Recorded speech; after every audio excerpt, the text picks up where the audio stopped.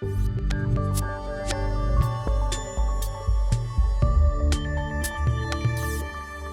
everyone. So everything is constantly moving around us. The chairs that you're sitting on, the tables that are in front of you, even though they seem to be inanimate, they have a lot of motion within them because the atoms that construct them are always vibrating, always moving. And this motion follows the general tendency of nature for order. So we can find many ordered systems in nature, starting from animals, through planets, even rocks. And also our atomic motion is order. And why is it so important to know that? So imagine yourself trying to go through an obstacle course. But now the obstacles start moving in place. So, okay, that will be much harder. And we might not even make it to the other side. We might fall from the obstacles, we'll probably slow down. But what if all the obstacles will move together in a periodic fashion?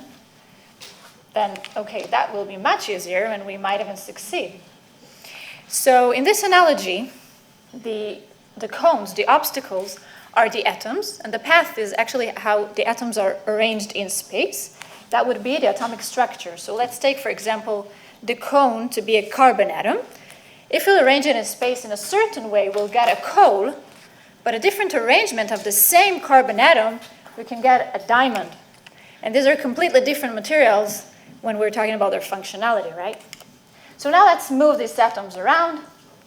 Even for that, we have to consider this motion, because imagine we want to, like you going through the obstacle course, if we want to transport something through this material, like current of electrons or heat, we will have to consider the motion. So basically, the structure and the motion of the atoms is crucial for the functionality, for many of the functional properties, and if you want to find the connection between the structure and the function, we'll have to consider the atomic motion as well. But how do we think about this atomic motion? Because if we say it's ordered, then we have to have some model to make calculations or predict what will be the motion. For that, we take a spring to describe the atomic motion. So imagine me taking a spring and pull it, and when I leave it, it will go forwards and backwards in a periodic way, right? So the spring is actually a simple kind of system that moves in a periodic fashion, and it's also predictable. So in our solids, all the atoms are basically connected by springs, and then we can have a great model to describe our atomic motion, and it actually works. So we can take this masses on springs and calculate many of the functional properties of material, and we're able to predict them correctly. The problem starts at elevated temperatures for some materials where this ordered motion becomes disordered. And then this masses on spring picture is too simplistic to describe the atomic motion. So the order becomes a disorder, and when we encounter a disorder, we feel nervous, it's upset, we feel upset, right? We have to arrange this disorder. And this is exactly what I did in my research. I was looking for order in the disorder, because so far this disorder was on one axis, where in one side we have a weak disorder. Then we can just neglect it and keep treating the atomic motion as masses on spring, and it's periodic and ordered. But the exact other extreme is the strong disorder, where it's just a black box that all the materials that the masses on spring doesn't hold to describe them just get into this black box. It doesn't matter that the atomic motion is completely different or the atomic structure is different. They're all labeled as strong disordered materials. So I wanted to open this black box and try to make some order in the disorder. In order to do so, I took two materials that are labeled as strong disorder materials, silver bismuth and CPB. These are their chemical compositions, and these two materials are aimed to be used in solar cells. So we have solar cells today in many places, bus stations, roofs. in order to convert light into energy. And these two materials are studied exactly for this aim. But their functionality, after intensive research, it was shown that it's different. So silver bismuth is not good for solar cells, while CPB does. So they both show strong anormalicity, strong disorder, but their functionality is different. So I wanted to see how their disorder evolved with temperature. In order to do that, so how do we actually study the atomic motion in our lab?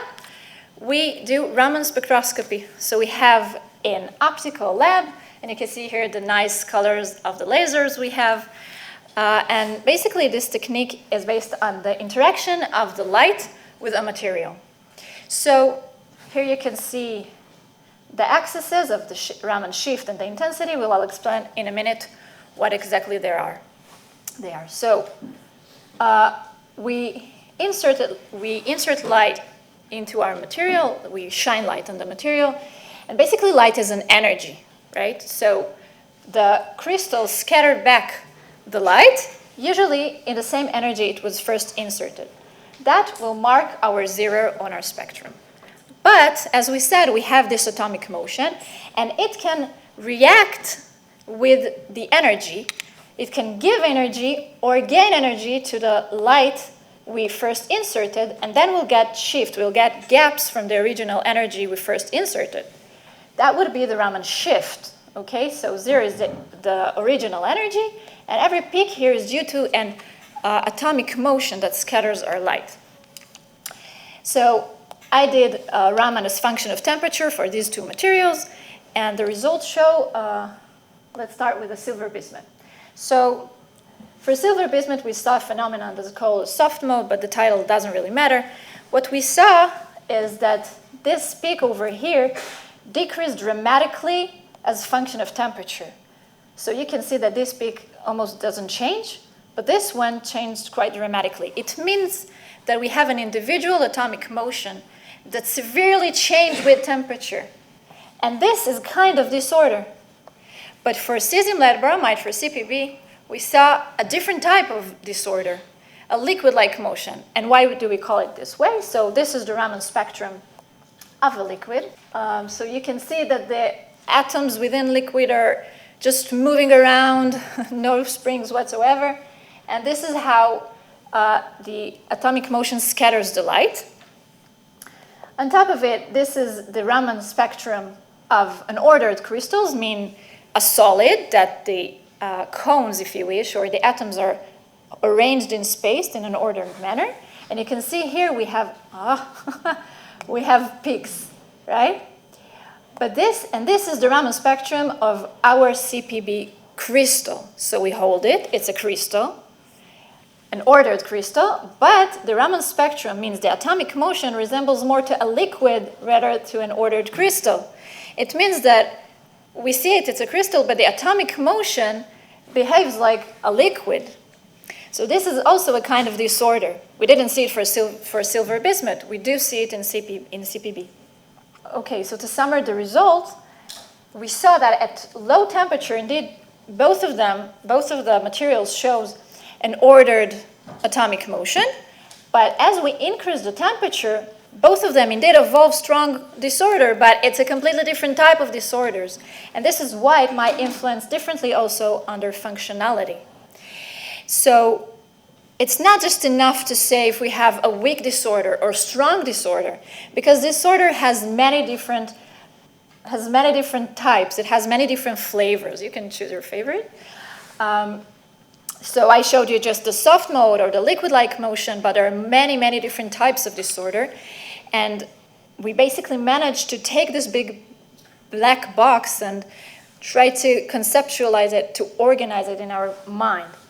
And what's important to know is that this disorder might affect differently also on the functionality of the material. And this is basically my take-home message for you. Ice creams and fun. Kidding. That the disorder can have some order, and we managed to do it. So with that, I would like to thank my awesome group that sits there, and my supervisor, Omri Yaffe, And thank you for listening.